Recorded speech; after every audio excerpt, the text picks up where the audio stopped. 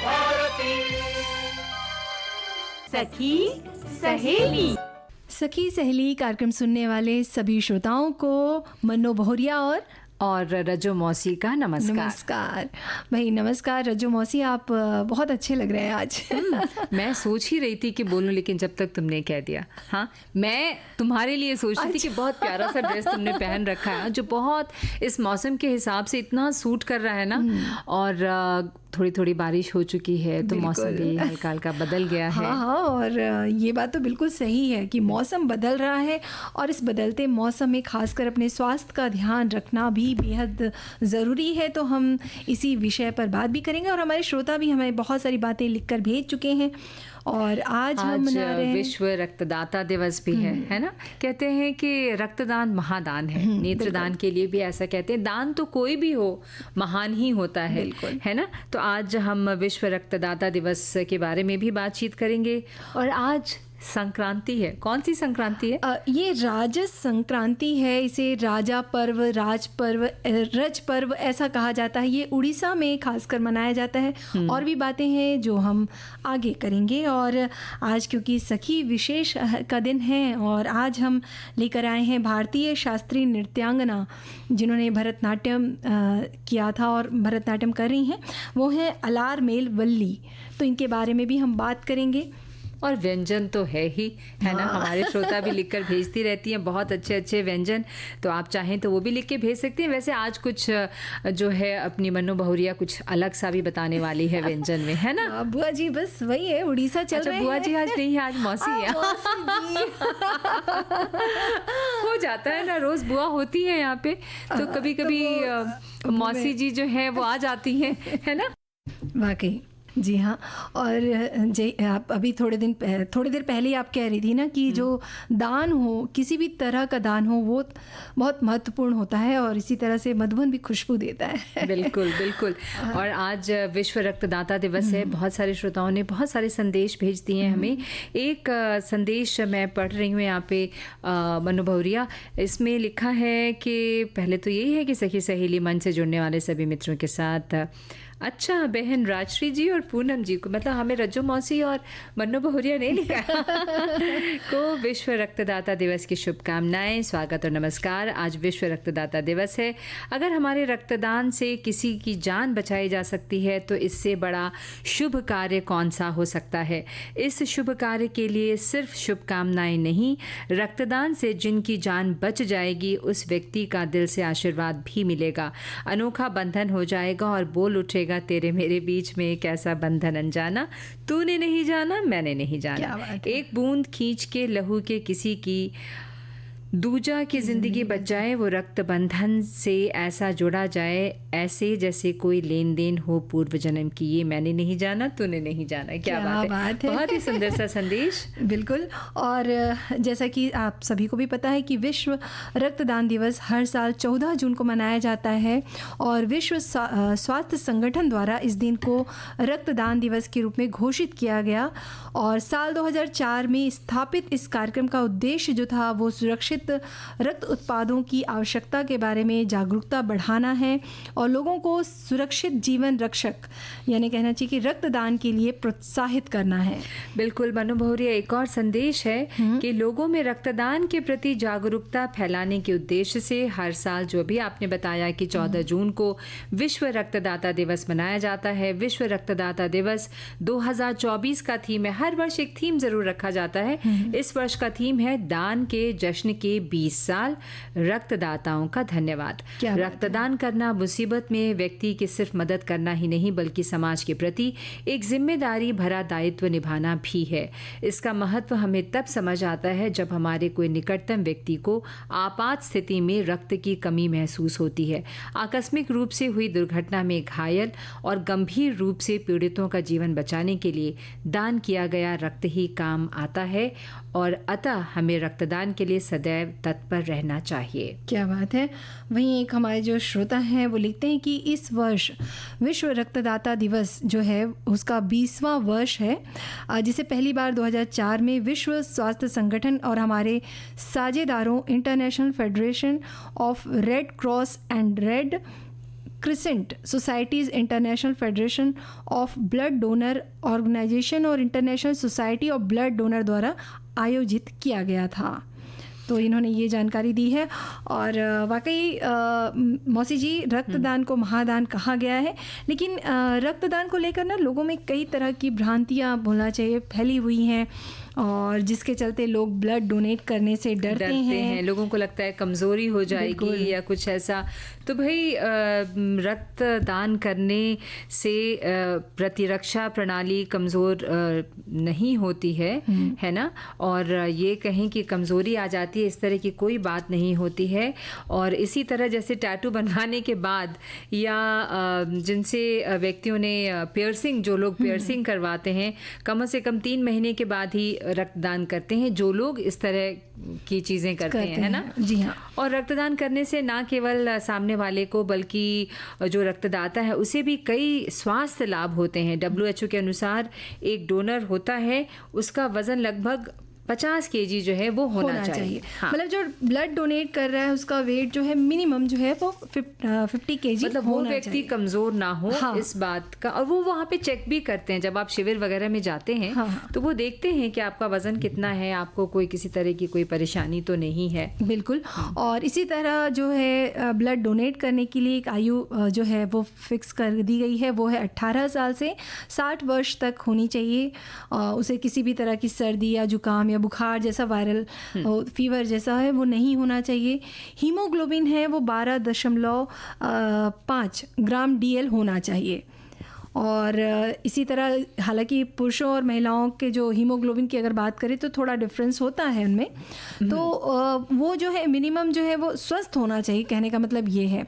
और जब आप ब्लड डोनेट कर रहे हों, आपका ब्लड प्रेशर जो है वो सामान्य होना चाहिए। तो ऐसे व्यक्ति जो है वो ब्लड डोनेट कर सकते हैं। HIV पॉजिटिव जो हैं वो नहीं कर सकते हैं रक्तदान, है ना। और एक श्रोता ने लिखा है कि कैंसर का खतरा कम करना, रक्तदान से लिवर, फेफड़े और कोलोरेक्टल कैंसर का खतरा कम हो सकता है। उच्च आयरन स्तर शरीर में ऑक्सीडेटिव तनाव को बढ़ा सकता है, जिससे कोशिकाओं और DNA को नुकसान पहुंच सकता है। ये कैंसर के विकास में योगदान देता है। रक्तदान करने से शरीर में जमा आयरन की मात्रा को कम करने में मदद मिल सकती है। ये ऑक्सीडेटिव तनाव के स्तर को कम करता है। आयरन और ऑक्सीडेटिव तनाव को कम करने से कैंसर के विकास के जोखिम को कम करने में मदद मिलती है। और वैसे ही एक श्रोता ने यह भी लिखा है कि भाई रक्तदान महादान किसी व्यक्ति के प्राण को बचाना बहुत बड़ा पुण्य का काम है। हमारे देश में red cross society blood bank का कार्य करती है। जगह जगह पर कैंप लगाकर लोगों में खून देने के बाद आपके परिवार में कभी इमरजेंसी हो, अगर खून की ज़रूरत पड़े तो ब्लड बैंक से आपको खून मुफ्त मिल जाता है, क्योंकि वो एक कार्ड आपको बना कर देते हैं उस वक्त, और वो हमेशा आपको अपने पास रखना चाहिए। और आए दिन सड़कों पर दुर्घटना होने की वजह से भी खून की कमी होने से कितने लोगों की जान चली जाती है। इसलिए हमारा फ़र्ज़ बनता है साल में 2-1 बार ब्लड डोनेशन किया जाए। इससे बड़ी समाज और देश की सेवा और कोई नहीं। क्या बात है। वही हमारे एक श्रोता ने लिखा है कि खून की एक बूंद किसी की ज़िंदगी बचा सकती है।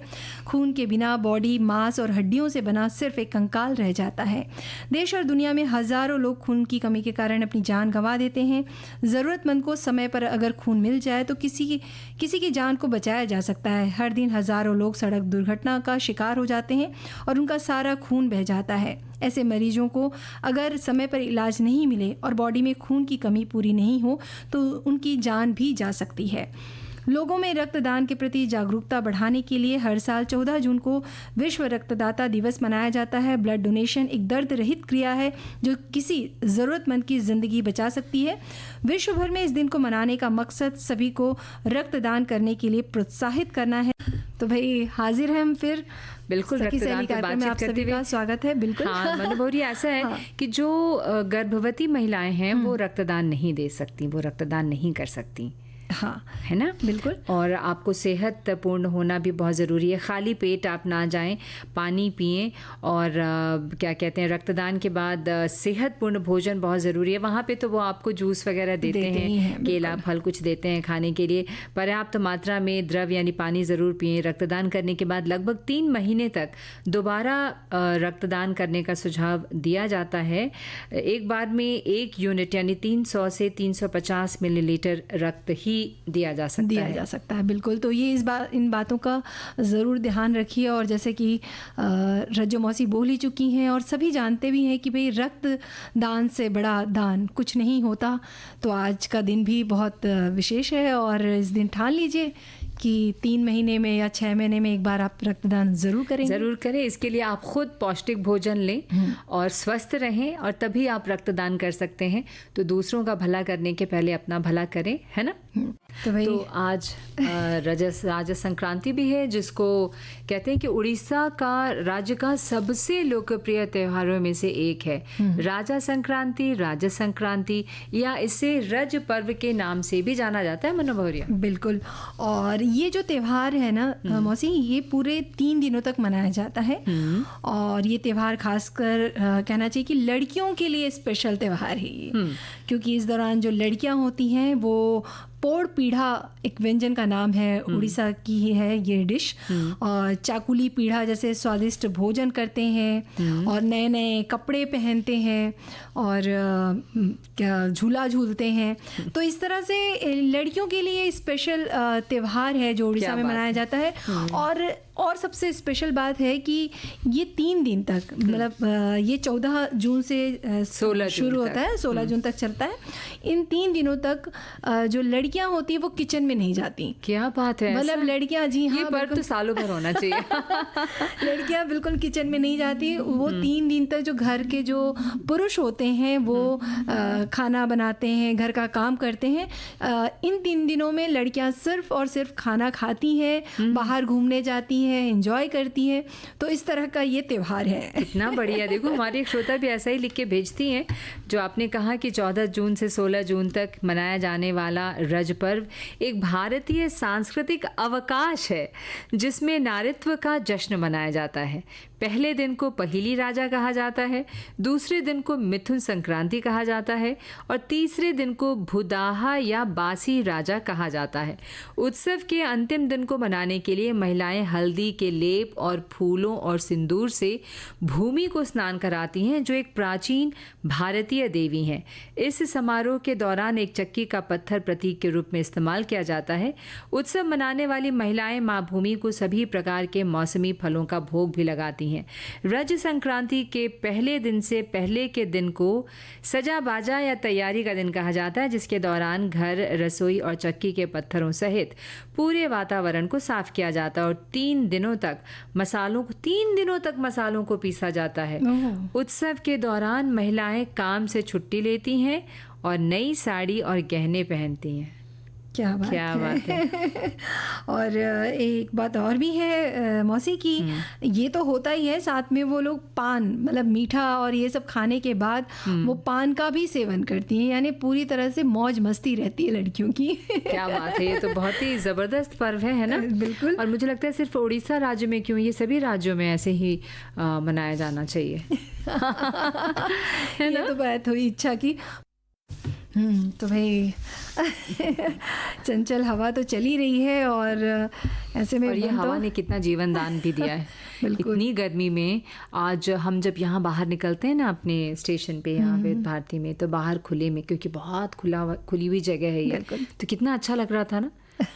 वाकई बहुत ही मज़ा आ रहा था, कहना चाहिए आनंद आ रहा था। और हम राज्य संक्रांति में कुछ चीज़ें जो हैं बच गई थी, हमारे श्रोताओं को बता देते हैं कि ये जो अभी बारिश का ही समय है और ऐसे में जो गांव की अगर हम बात करें तो वहाँ किसान जो होते हैं वो अपने खेतों में हल नहीं चलाते ये जो समय होता है।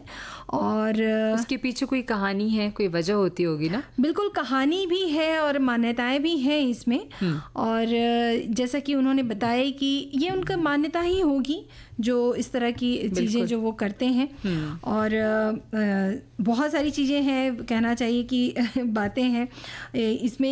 इनका ये कहना है कि ये 3 दिन तक जो रहता है, ये भगवान विष्णु की जो पत्नी है वो भूमा देवी की आराधना की जाती है। और इसी कारण ये जो 3 दिन तक है, ये किसान जो होते हैं ये हल नहीं चलाते, पूजा जो हो रही होती है 3 दिन तक ना, इसलिए शायद वो हल चलाना उसको वर्जित रखते होंगे। बिल्कुल।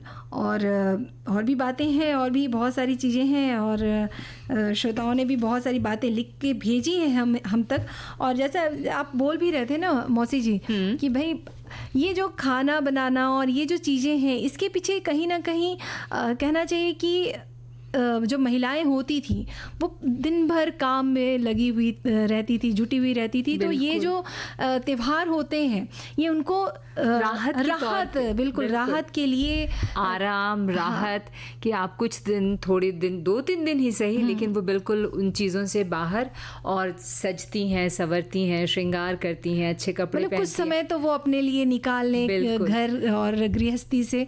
शायद इसका कारण ये भी रहा होगा। बिल्कुल। देखो ना मनु बहुरिया, हमारे जो संस्कृति है, हमारे जो त्योहार हैं, पर्व हैं, उन सब के पीछे मुझे लगता है ना कोई उद्देश्य रहा होगा उस वक्त, है ना। और जब हम चाहे दिवाली जैसे होती है ना, हम घरों की सफाई करते हैं, सब चीज़ें बदलते हैं, इसका मतलब कि रोज़मर्रा की ज़िंदगी में सफाई तो होती है, लेकिन कुछ यहाँ रख दिया, कुछ वो दराज भरे पड़े हैं, अलमीरा भरा पड़ा है। बिल्कुल। और उतने अच्छे से सफाई नहीं कर पाते, हालांकि आप फिर काम पे ले आए। अब मैं तो आराम की बात कर रही थी कि इस तरह से कुछ जो त्योहार हैं वो औरतों के लिए खासकर इसलिए भी मनाए जाते हैं ताकि वो घर थोड़ा आराम कर सके और इन चीज़ों से बाहर निकल सके। तो स्वागत है एक बार फिर स्वागत है। हम अपने तमाम श्रोताओं का स्वागत करते हैं। और अब समय है सखी विशेष का, जिसमें आज हम अलारमेल वल्ली, जो कि एक जानी मानी भरतनाट्यम नृत्यांगना है, उनके बारे में। अलारमेल वल्ली एक भारतीय शास्त्रीय नृत्यांगना है जिन्हें भरतनाट्यम नृत्य की पंडानल्लूर शैली के लिए जाना जाता है। 14 सितंबर साल 1956 में तमिलनाडु राज्य के चेन्नई शहर में उनका जन्म हुआ और मात्र 9 साल की उम्र में ही चेन्नई के भारतीय ललित कला संस्थान में स्टेज पर उन्होंने अपने नृत्य का प्रदर्शन किया और नाट्य कला भूषण पुरस्कार से सम्मानित भी हो गई, इतनी कम उम्र में। क्या बात है। और जब वो 16 साल की हुई तो उन्होंने पेरिस के सारा बर्नहार्ट थिएटर डे ला विले में अंतर्राष्ट्रीय ख्याति उन्हें मिली, और तब से अब तक उनका जो सफ़र है वो ऐसे ही चल रहा है। और उन्होंने भारत और विदेशों में कई तरह के ऐतिहासिक थिएटरों में, समारोहों में प्रदर्शन किए हैं। साल 2015 के साल्जबर्ग फेस्टिवल में प्रदर्शन करने वाली पहली भारतीय शास्त्रीय नृत्यांगना थी आप। इसके अलावा उनकी कई अंतर्राष्ट्रीय उपलब्धियां भी रही हैं। वो वियना इंटरनेशनल डांस फेस्टिवल या म्यूनिख ओपेरा फेस्टिवल हो या एडिनबर्ग फेस्टिवल, लंदन में queen Elizabeth hall, royal Albert hall, Berlin में मिलेनियम फेस्टिवल और फ्रैंकफर्ट ऑल्ट ऑपर से में भी उन्होंने बहुत सारे प्रदर्शन किए। मतलब देश विदेश में उनके कार्यक्रम, उनके नृत्य के जो कार्यक्रम हैं वो होते रहते हैं। बिल्कुल होते रहते हैं। और उनकी जो प्रसिद्धि है ऐसी रही कि कई जो फिल्म निर्माताओं ने उन पर फिल्में भी बनाई हैं। निर्माता माइकल मैकिनटॉयर द्वारा BBC 1 पर ओमनी बस श्रृंखला के लिए उन पर एक फ़िल्म बनाई थी। इसी तरह प्रवाही शीर्षक से भारत के फिल्म प्रभाग ने भी एक फ़िल्म का निर्माण किया था जिसका निर्देशन अरुण खोपकर ने किया था। और साल 2011 में निर्देशक संकल्प मेश्राम द्वारा जो अलारमेल वल्ली हैं, जो नृत्यांगना हैं, उनके बारे में एक वृत्त चित्र लस्य काव्या के सर्वश्रेष्ठ कला सांस्कृतिक फिल्म के लिए राष्ट्रीय फिल्म पुरस्कार भी उन्होंने जीता है। बिल्कुल, आज वो अपनी विधाओं को दूसरों तक पहुंचा रही हैं। दीपशिखा शास्त्रीय डांस फाउंडेशन की स्थापना करके और भी बहुत कुछ वो इस क्षेत्र में और लोगों के लिए, जिससे नए बच्चे आ सकें, है ना, उनके लिए बहुत कुछ। तभी तो ये जो हमारी संस्कृति है वो आगे बढ़ेगी। और शास्त्रीय तमिल साहित्य और 2000 साल पुरानी संगम जो है वो उन्होंने कविताओं के संकलन में उसमें उन्होंने शोध किया है और नृत्य कलाओं का एक संग्रह उन्होंने तैयार किया है। और भरतनाट्यम को अपनी विशिष्ट शैली से वो प्रस्तुत करती हैं। और अपनी कला के में जो उनका समर्पण है उन्हीं का कहना चाहिए कि नतीजा है कि उन्हें 1991 में भारत सरकार द्वारा पद्मश्री से नवाजा गया और इस पुरस्कार से सम्मानित होने वाली वो दूसरी सबसे कम उम्र की नृत्यांगना रहीं। बिल्कुल बिल्कुल। और हम यहाँ पर चाहते हैं हाँ मौसी जी बताना है, हाँ थोड़ा सा बता देते हैं। और साल 2001 में संगीत नाटक एकेडमी पुरस्कार से भी उन्हें सम्मानित किया गया।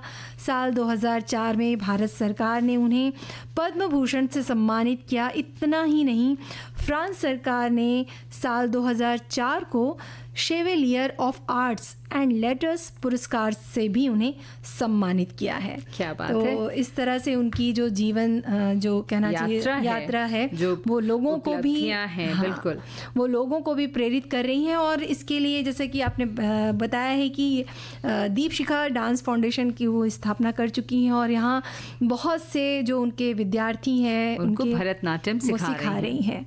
तो उनकी उज्जवल भविष्य के लिए हम कामना करते हैं। बिल्कुल। और हमारे श्रोता लिखते हैं अलार मेल वल्ली के बारे में जानकारी मिलेगी, तो हमने उम्मीद है बहुत सारी जानकारी आप तक पहुंचाई है और कुछ जानकारी जो आपने हम तक पहुंचाई है उसे भी हमने शामिल किया है ना मनु भौरिया। और अब जो वक्त है वो बदलते हुए मौसम में आप कैसे अपने स्वास्थ्य का ध्यान रखें इसके बारे में थोड़ी बातचीत हो जाए। आप सब ने हमें मौसम बदल रहा है, घटाएं छा रही है, बारिश शुरू हो चुकी है और कुछ जगहों पे अभी भी बारिश होना बाकी है, लेकिन स्वास्थ्य का ध्यान तो हम पहले से रखें तो ज़्यादा अच्छा है ना। बिल्कुल बिल्कुल। तो इसलिए आज हमने ये विषय रखा है कि भाई बदलते मौसम में आप अपने स्वास्थ्य का ध्यान कैसे रखें जिससे आप बीमारियों से बचें, स्वस्थ रहें, खुश रहें और आपको कोई परेशानी ना हो। इसलिए क्योंकि बदलते मौसम में सेहत और स्किन दोनों के लिए ये हानिकारक होता है। बारिश के मौसम में बुखार, malaria, dengue, flu, diarrhoea, allergy, कई तरह की समस्याएं जो हैं वो हो सकती हैं। इसलिए इस मौसम में सेहत का ख़ास ख्याल रखने की ज़रूरत पड़ती है। भाई इम्यूनिटी को बढ़ाने वाला भोजन करना बहुत ज़रूरी है ना। जो लोग मतलब पौष्टिक भोजन की ओर ध्यान नहीं देते हैं तो फिर वो परेशानी बढ़ने लगती है। आपका इम्यून सिस्टम जो है वो कमज़ोर होने लगता है और फिर आप जल्दी ही बीमार पड़ने लगते हैं। तो इसलिए अदरक, लहसुन जैसे एंटी बैक्टीरियल तत्व हैं वो उस तरह का भोजन वो अपने भोजन में आप ज़रूर शामिल करें और जो सांस, त्वचा और सर्दी ज़ुकाम की समस्या से आपको दूर रखता है। और मनु भौरिया और भी है के लिए बेचैन है। बिल्कुल बताओ बुआ जी, मौसी जी हमारे श्रोता हैं वो लिखते हैं कि खान पान का ध्यान तो रखना ही है ऐसे मौसम में और रहन सहन के मामले में भी खास ध्यान रखने की ज़रूरत होती है। सर्दी होने पर गर्म पेय पदार्थों का सेवन अधिक से अधिक करना चाहिए। गर्मी होने पर या मतलब जब मौसम बदल रहा है अन्य पेय पदार्थों का सेवन करना चाहिए। ऐसे मौसम में वायरल बुखार के मामले जो हैं सबसे अधिक बढ़ते हैं और भी चीज़ें हैं जैसे डायरिया है या डेंगू है। तो इस तरह के बीमारियां फैलती हैं और बड़ों के साथ बच्चे भी वायरल बुखार की चपेट में आ रहे हैं। इस मौसम में बच्चों और बुज़ुर्गों को एहतियात बरतने की ज़रूरत है। कभी सर्द तो कभी गर्म मौसम होने के कारण सर्दी, खांसी, जुकाम, बुखार जैसी बीमारियां लोगों को परेशान कर रही हैं। सबसे पहले बच्चे इसका शिकार होते हैं। तो ऐसे बदलते मौसम में संक्रमण का खतरा होता है। ऐसे में सूती वस्त्र ही पहनना चाहिए, ये लिख रहे हैं। और खान पान पर ध्यान देने की ज़रूरत है। पौष्टिक आहार लें, प्रतिरोधक क्षमता बढ़ाने वाले आहार लें, ठंडे पदार्थों का सेवन जो है वो ना करें, मच्छरों से बच कर रहे हैं। हाँ। और अगर सिर दर्द या बुखार महसूस हो रहा हो और तो अपनी मर्जी से दवा ना लें और तुरंत डॉक्टर के पास जाएं क्योंकि ये जो लक्षण हैं वो डेंगू वगैरह के हो सकते हैं। और सुबह की सैर के साथ साथ योग भी अच्छा व्यायाम है। बदलते मौसम में नियमित योग करें। वैसे योग करना तो अच्छा ही है, हर समय ही अच्छा होता है। बिल्कुल बिल्कुल। और खांसी और फेफड़ों से संबंधित बीमारियों का खतरा बढ़ जाता है। इससे पीड़ित मरीज को जो है वो रोजाना इन्होंने आधी बात मतलब ये शायद टाइप नहीं हुआ होगा। खैर ये इन्होंने ये लिखा है कि खांसी और फेफड़े संबंधित जो है क्योंकि सर्दी होती है तो वो फेफड़े पर इन्फेक्ट करता है, असर पड़ता है। देखो ना। हाँ हाँ, बस इतना ही लिखा है उन्होंने। और एक श्रोता लिखकर भेजती हैं कि भाई नारियल पानी, नींबू पानी, छाछ जैसी चीज़ों को अपनी डाइट में ज़रूर शामिल करें। खुद को रखें हाइड्रेटेड, बदलते मौसम में हमेशा खुद को हाइड्रेटेड रखें, इसलिए अपने साथ हमेशा पानी की बोतल साथ रखनी चाहिए। बिल्कुल आपने सही कहा। देखिए आपकी बात मैं मानती हूँ, मैंने स्टूडियो में भी पानी की बोतल साथ रखी हुई है। ऐसा इसलिए क्योंकि जब भी कहीं जाते समय रास्ते में पानी की ज़रूरत पड़े तो आपको परेशान न होना पड़े। और हमारे एक श्रोता ने ये भी लिखा है कि बदलते मौसम में स्वास्थ्य के प्रति थोड़ा जागरूक होने की ज़रूरत है। अभी गर्मियों की रुत चल रही है, कहीं कहीं बारिश भी हो रही है। रुत बदलाव के समय हमारा शरीर पर उमस भरी गर्मी के साथ ठंडे वातावरण का दोहरा असर होता है। दोनों रुत के बीच शरीर को संतुलन बनाने में थोड़ा समय लग सकता है, जिसके कारण सर्दी, जुकाम, बुखार, सर दर्द, बदन दर्द और पेट दर्द होने की संभावना बढ़ जाती है। इसलिए इससे बचने के लिए सतर्कता जो है बरतनी ज़रूरी है। और भाई कहना चाहिए कभी कभी अपने मुंह में भी थोड़ा सा कंट्रोल हम कर सकते हैं। बाहर जो पानी पूरी और ये जो गुपचुप का ठेला जो दिखता है, तो बाहर की चीज़ों को खाने से भी बचें, क्योंकि वहाँ पर अगर सफाई का बहुत ध्यान नहीं रखा गया है तो फिर आपको इन्फेक्शन लग सकता है। तो ऐसे समय में ख़ासकर बरसात के मौसम में बाहर अगर खाना आप कम खाएंगे तो वो बेहतर होगा। बिल्कुल, थोड़ा तो कंट्रोल किया जा सकता है। बिल्कुल, क्यों नहीं। तो भाई नैनो में तो बदरा छा ही रहा है और बाहर भी छा रहे हैं। और ये जो बारिश होती है ना, बदरा जब छाते हैं और जब बारिश हो जाती है तो उसमें कहीं कहीं पे पानी भी बहुत स्वच्छ नहीं मिलता है। और ये जो पानी स्वच्छ नहीं होता है उसको पीने से क्या होता है? डायरिया। वैसे तो हमारे श्रोताओं को भी पता ही है। हाँ बिल्कुल कि जो दूषित पानी है उसका जो सेवन करने से जो है वो डायरिया हो जाता है। खासकर बच्चों की अगर हम बात करें तो उन्हें इस मौसम में बचा कर रखना बहुत ज़रूरी है, क्योंकि उनकी रोग प्रतिरोधक क्षमता जो होती है वो कम होती है, या कहना चाहिए कि हमारी तुलना में तो कम होती ही है। तो उन्हें बहुत जल्दी जो होता है वो रोग हो सकता है। तो इसलिए खासकर विशेष ध्यान रखें।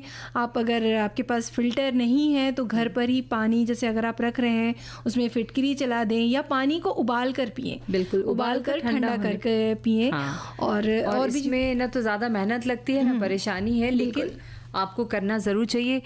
मनु बहुरिया, एक हमारे पास संदेश भी है, छोटा सा संदेश है कि मौसम में तेज़ी से बदलाव आ रहा है। दिन में पारा सामान्य है तो रात और सुबह के समय सामान्य से कम दर्ज किया जा रहा है। ऐसे में स्वास्थ्य के प्रति सचेत रहने की ज़रूरत है। और वही क्या ज़रूरत है हम यहाँ पे अपने श्रोताओं को बता रहे हैं। बिल्कुल, है ना? और जब बारिश कहीं जैसे कभी कभी बारिश हो रही है, कहीं जैसे हमारे एक श्रोता ने भी लिख के भेजा कि सुबह धूप रहती है फिर बारिश हो जाती है, तो बारिश में इस समय अगर आप भीग रहे हैं तो बालों को खासकर अच्छे से पोंछ कर सुखा लीजिए, क्योंकि ऐसे में आपको सर्दी हो सकता है। नहीं, बारिश में अगर आप भीग रहे हैं ना मनु बहुरिया, मुझे लगता है कि उसके बाद आपको घर आकर और साफ़ से नहाने की ज़रूरत है, क्योंकि बारिश के पानी में बारिश का पानी बहुत साफ़ नहीं होता है ना, उसमें थोड़ी सी मट्टी तरह की चीज़ होती है। तो फिर वही जो आपने कहा कि नहा के बाल पोंछ लीजिए। गीले कपड़े बिल्कुल भी ना पहने, गीले जो पैर ना रहे। खासकर बच्चे जो हैं वो पानी से बड़ा लगाव रहता है उनको, तो वो पानी में ना जाएं, ज़्यादातर उन्हें सूखा ही रखें। तो इन बातों का ध्यान अगर हम रखेंगे तो बहुत सारी बीमारियों से बच सकते हैं। क्योंकि मौसम बदल रहा है और इस समय इन्फेक्शन और संक्रमण जो हो सकता है। हाँ, तो उसमें जो मोटी मोटी जो कुछ बातें आपको ध्यान में रखने की है, बाहर का खाना जो है वो कम खाएं और अपने आपको मच्छरों से बचा कर रहें। फुल स्लीव्स के कपड़े पहने, और बहुत सी चीज़ें ऐसी मार्केट में मिलती हैं जो आप घर में जला कर रखेंगे तो मच्छर नहीं होंगे। नहीं कुछ है तो मशहरी लगा लें। और ये जो पानी की बात हमने आपसे की कि पानी ज़रूर साफ़ पिएं। नहीं और कोई साधन है तो उबाल कर ठंडा तो कर ही सकते हैं आप। और अपने त्वचा का भी ख्याल रखें। और इम्यूनिटी को बढ़ाए रखने के लिए भाई बहुत ज़रूरी है कि आपका जो भोजन हो वो पौष्टिक हो, और उसमें हरी सब्ज़ी, पत्तियां तो ज़रूर आपके खाने में, या अंकुरित जो भोजन है वो शामिल ज़रूर होना चाहिए। वो है। और जैसे कपड़े की बात अगर की जाए तो सूती कपड़े आप पहन सकते हैं, सिंथेटिक कपड़े अवॉइड करें। हाँ बिल्कुल। और फंगस वगैरह जैसे बैक्टीरिया बाहर के अगर बहुत बासी खाना रह गया, कई बार हमारी आदत होती है कि फ्रिज पे रख दिया, तो बासी खाना तो बिल्कुल ना खाएं। इस समय में हमेशा ही अच्छा और गरम गरम खाना खाएं, ताज़ा खाना खाएं, और ख़ास तौर पर बाहर के स्ट्रीट फूड खाने से बचें। ये भी बहुत ज़रूरी है, बार बार यही चीज़ें आपको बोली जा रही हैं। और अभी जैसे कूलर लगा था, क्योंकि अभी गर्मी थी, तो कूलर की साफ़ सफाई करके उसे पैक करके रखना है तो रख दीजिए। देखिए कि उसमें पानी तो इकट्ठा नहीं हो गया। जो गमले हैं उन गमलों का भी ध्यान रखें कि उनमें पानी तो नहीं इकट्ठा हो रहा है। पानी इकट्ठा होगा तो मच्छर आएंगे, और मच्छर होंगे तो फिर दूसरी बीमारियां शुरू हो जाएंगी। बिल्कुल, तो इस तरह की चीज़ों का आप ध्यान रखें। फल और सब्जियां अगर आप लेकर आते हैं तो उन्हें अच्छी तरह धो लें और थोड़ा बहुत देर तक काट कर ना छोड़ें। हाँ, काटें और तुरंत खाएं। कोई भी सब्जी या फल या सलाद जो हम खाते हैं वो काट कर तुरंत ही खाना होता है, बहुत ज़्यादा देर तक उसको खुला नहीं छोड़ना चाहिए। बिल्कुल, तो ये तरह की चीज़ें हैं। और रही बात खाने की, तो मौसी जी खाने की बात चल रही है, तो आज हम देखो ना, लेकिन मनु भौरिया, बीच में मैं जब ये खाने की बात हो रही थी, पौष्टिकता की बात हो रही थी, तो मुझे ये सामने मेरे एक मैसेज आ गया कि मैंने अभी तक 12 बार रक्तदान किया है। मैं एक संस्था को रक्तदान करता हूँ। रक्तदान करने के बाद बहुत अच्छा लगता है और शरीर हल्का हल्का सा लगता है। और वैसे ही एक ने लिखा है कि कॉलेज टाइम ब्लड डोनेट किया था, बट हार्पिस होने के कारण अब नहीं कर पाता हूँ। मतलब कि स्वास्थ्य उनका अच्छा रहता होगा और तभी उन्होंने इतनी बार ब्लड डोनेट किया। तो आप सबसे भी यही है गुजारिश कि भाई पौष्टिक खाएं, स्वस्थ रहें, इम्यून सिस्टम को बचाएं। पौष्टिक खाएं, और बिल्कुल, और खाने पे हम आ ही रहे हैं, और तो ये है बताने जा रही हैं आप, उसमें वो भी पौष्टिक होगा ना? ये भी पौष्टिक है, क्योंकि इसमें 1 कप चावल की ज़रूरत पड़ती है, 1 कप उड़द दाल। इसे 5-6 घंटे भिगो कर रखना है, अलग अलग बर्तनों में रखना है और अलग अलग ही पीसना है। जैसे चावल को दरदरा पीसना है और जो उड़द दाल है इसको महीन पीसना है। अब जब दोनों जो घोल है उसको मिक्स करके आप छोड़ देना है और खमीर उठने दें उसको। कम से कम 4-5 घंटे आप रखेंगे तो खमीर उठ जाएगा, मतलब इडली के घोल जैसा रहेगा ये। बिल्कुल। अब इसे बेक करना है, यानी कि कढ़ाई में नमक डाल दीजिए, उसके ऊपर एक बर्तन रख दीजिए, और जिस बर्तन पे आप उसे रख रहे हैं उसमें, उस घोल में आधा चम्मच काली मिर्च, थोड़ा सा नमक, अदरक जो है वो कद्दूकस किया हुआ डाल दीजिए। गुड़ पाउडर डालना है आपको आधा कटोरी। यानी गुड़ जो है ना मौसी जी, इसमें बहुत इम्पॉर्टेंट है। अच्छा। क्योंकि ये जो उड़ीसा का जो हम बात कर रहे हैं ना त्योहार की, राज्य संक्रांति, उस पे ये डिश जो है ये बनाया जाता है। ये व्यंजन अच्छा खास है ये। तो गुड़ का बड़ा महत्व है। और इलायची पाउडर डाल सकते हैं। इन सबको मिक्स करके अब इस घोल में 1 चम्मच घी डाल दीजिए, नारियल के कुछ टुकड़े डाल दीजिए, कद्दूकस करके डाल दीजिए। अब बेकिंग पैन लेकर उसमें घी लगा दीजिए और उसमें इस घोल को डाल दीजिए और कम से कम आधे घंटे के लिए आप इसे बेक कर दीजिए। इस तरह से आपका ये जो पोड़ा पीठा है वो तैयार हो जाएगा। मतलब एक तरह का केक ही है, इसको बेक कर रहे हैं, इसका मतलब है ना। बहुत बढ़िया। अब मुझे लगता है मौसी जी कि इसको आसान भी है, और इसे अगर ओवन है तो ओवन में भी बेक कर सकते हैं ना इसको। ओवन में भी बेक कर सकते हैं। और दूसरी चीज़ के अगर नहीं है तो आजकल मार्केट में एक बर्तन आता है जो नीचे गर्म पानी है और ऊपर जाली जैसा बना रहता है, उसके अंदर आप वो बर्तन डाल दीजिए जिसमें आपने बेकिंग जो आपका बर्तन है, और उसको ढक दीजिए, तो उसमें भी वो हो सकता है बिना पानी के जगह ऐसे करके। या मैं तो पता है तुम्हें कुकर में केक बनाती थी। क्या बात है, बड़े वाला जो कुकर आता तो मतलब इस तरह से आप इस व्यंजन को बना सकते हैं और बना के बताइए भाई कैसा बना।